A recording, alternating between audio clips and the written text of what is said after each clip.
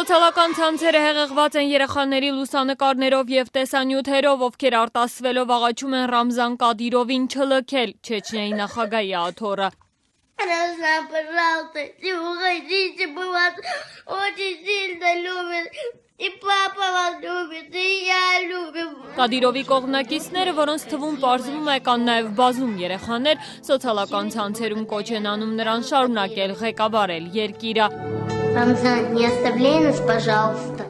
2007 թվականից Չեչնիայի առաջնորդի դերը ստանձնած 39-ամյա Կադիրովի պաշտոնավարման ժամկետը լրանում է գալիք ապրիլին։ Մինչ այդ նա իր հարցազրույցներից մեկի ժամանակ հայտարարել է, թե այլևս չի ցանկանում շարունակել ղեկավարել ինքնավար հանրապետությունը։ Не хочу я, потому что, сейчас другие времена. Կլքի Կադիրովը նախագահի պաշտոնը, թե չի լքի առայժմ հստակ չէ, սակայն ոչ ոք կասկած չունի, որ նա 100%-անոց շանսեր ունի կրկին ստանձնելու երկրի կառավարման ղեկը։ Оставить свой пост с удовольствием.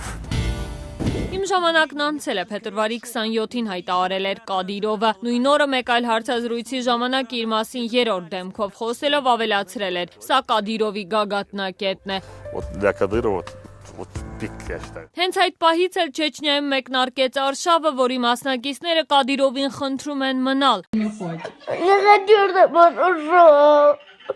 Кто не ушел? Рамзан Ахматович.